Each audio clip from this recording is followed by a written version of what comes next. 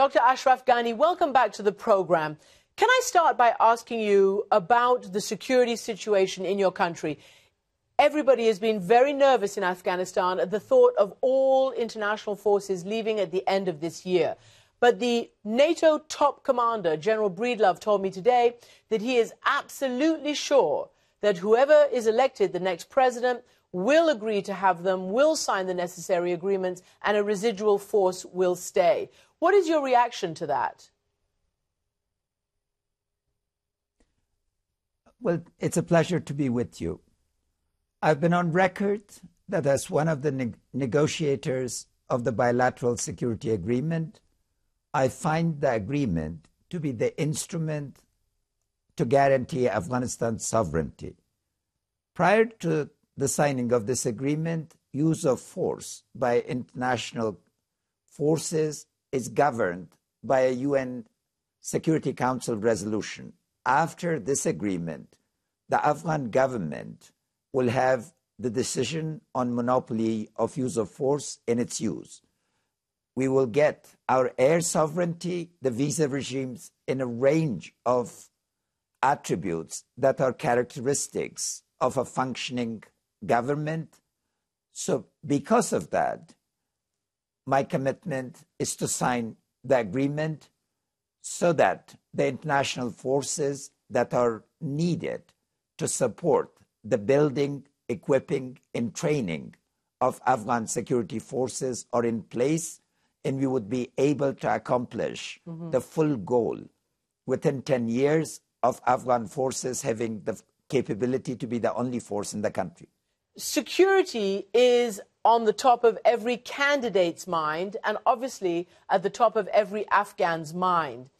Even if these forces do stay, are you not worried about the kind of violence that we've been seeing during your election campaign against foreigners, against Afghans, suicide bombings, even today as we speak?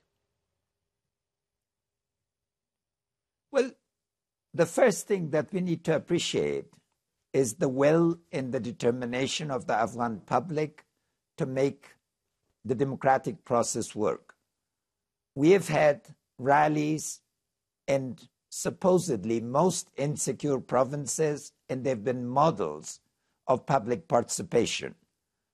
Democracy is getting hold in Afghanistan. The Afghans are discovering the value of the ballot and are really showing full commitment to make the election happen. The attempts to disrupt are actually isolating those who are using force to deprive the people of their legitimate will. It's extremely unfortunate, but the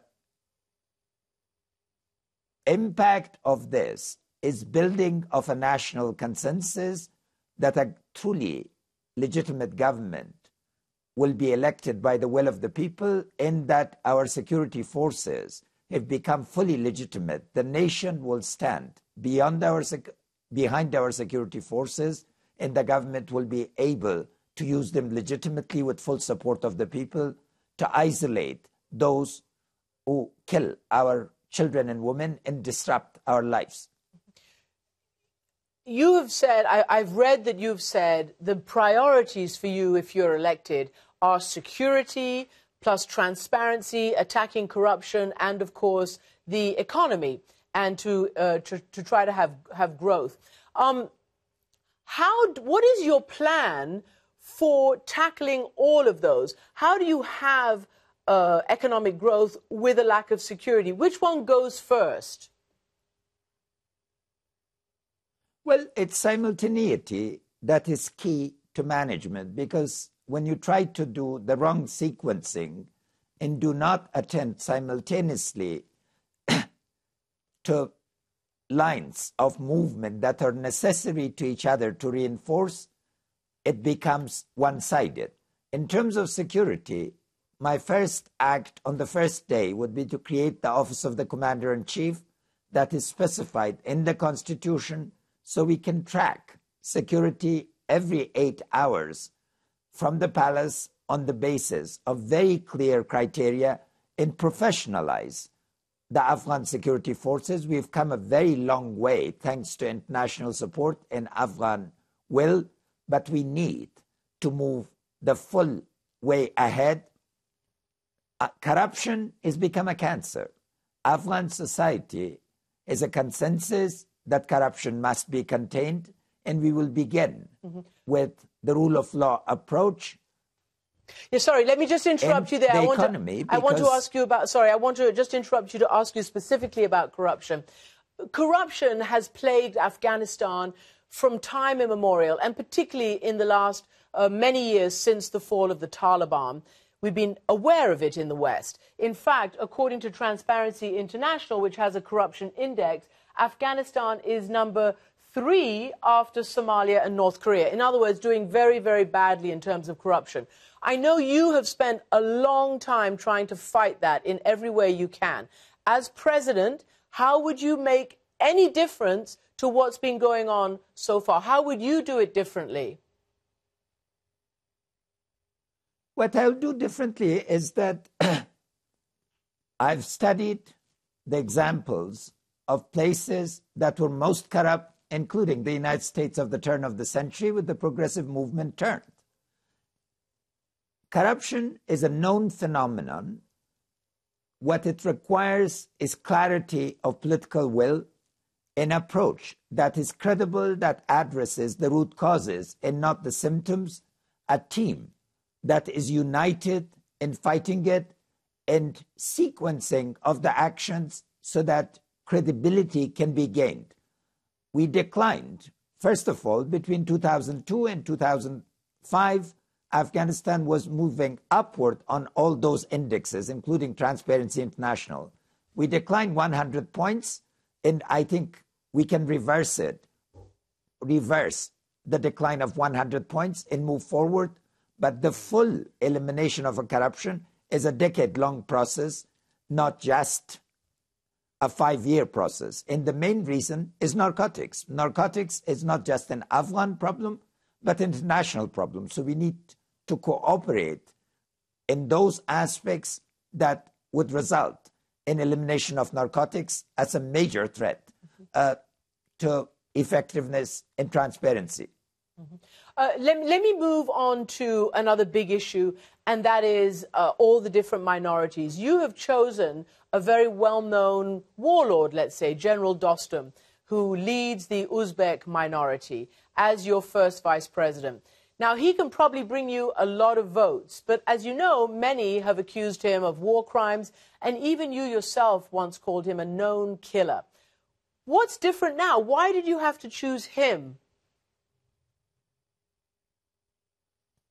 For the main reason is that we need to come to a politics of inclusion, not exclusion. The politics of exclusion has resulted in instability, in mistrust, in lack of consensus on dealing with the key issues of the country. When you look at Germany after World War II, or France after World War II, or Spain after Franco, they chose silence. They chose reconciliation and inclusion over dealing with the past so they could build the future. We need to build the future. Transitional justice is an important issue, and we need to solve that in an Afghan way, the way South Africa and Rwanda solved it in their own distinctive way. And in order to reach peace, that is our common goal, we must have people in the system who have fought each other. Without bringing these elements to genuine reconciliation and peace, we will not move towards stability. And this ticket is going to produce a winning ticket, which can then solve the problems of the country together, and we are united around a common program of action and a vision of the country that is inclusive. Obviously, you're absolutely right. Inclusiveness and reconciliation is the only way forward. The United States appreciates Dostum for having fought the Taliban. But when you talk about reconciliation, is there really any hope of reconciling with the Taliban, which continues to play such a destructive force in your country all these years later? Had you been in our rally today, you'd have seen visually how a centrist alliance has been built and how national unity of the country is displayed. The Taliban, those who are ideological and extremist, are going to face a choice. Join the centrist mainstream through the political process and be counted, or the majority will exclude them.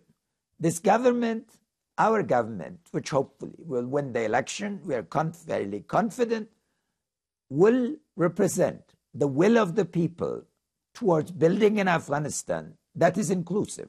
There are those sections of the Taliban that, if taken up to the guns, because of exclusion, because of use of force, because of corruption, abuse, etc., that is a genuine process of reconciliation, as we have other major problems. We have 1 million internally displaced.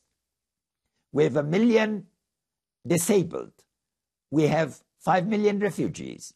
We need to put together the political body of Afghanistan with care, attention, and determination. And that's what is required. And we are going to reach a lasting peace, which means that everybody accepts a government system within which our rights and obligations are enforced through rule of law.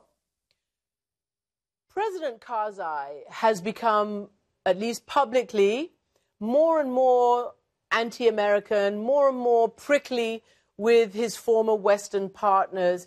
And people look at Afghanistan and wonder, you know, what the future is going to be like there. What kind of a policy would you maintain with the United States, with the West? Are they adversaries or are they partners? We're partners because what brings us together is common threats and common interests.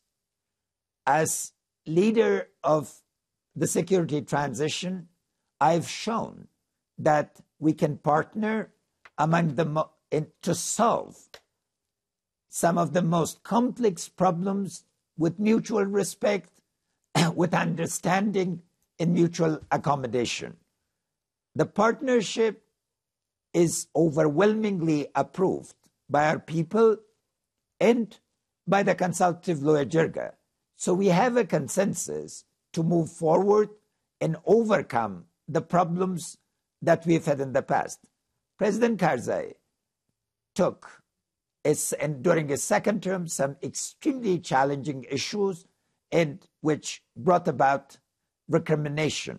Now we are clear, both as a nation and we will be as a state, regarding the nature of partnership.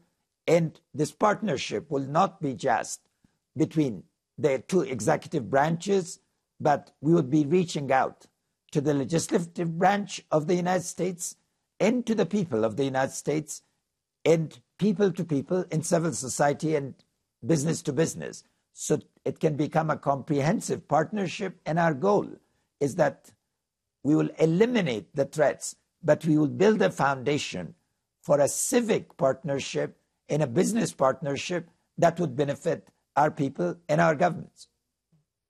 I can hear the strain of the campaign in your voice. You're obviously, very, very tired.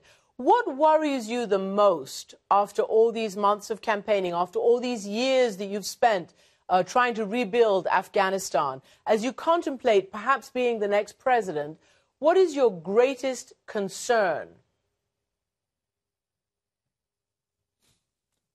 It's not my greatest concern. What it is my greatest hope, to maintain the momentum that we've generated during this campaign. A genuine political and civil society is come to maturity in Afghanistan. What is critical to understand this dynamic that has been created and to support it with the type of partnerships internationally, so we can use this decade that I call the decade of transformation in the international community, is accepted the name, to be a decade where Afghanistan genuinely reaches to stability and prosperity. And I'd like to see a region change from embracing conflict and lack of stability in a neighboring country as an opportunity to a region that shifts from rivalry to cooperation. There is no competitive advantage in the game of nations. It is the cooperative advantage that is going to get us to mutual security and mutual prosperity. It's an open moment. It's an historic opportunity. We should not miss it. We should join forces to really realize the wishes and aspirations of a people that through this campaign have shown true nobility of heart and spirit. Dr. Ashraf Ghani, thank you very much indeed for joining me. Pleasure to be with you again.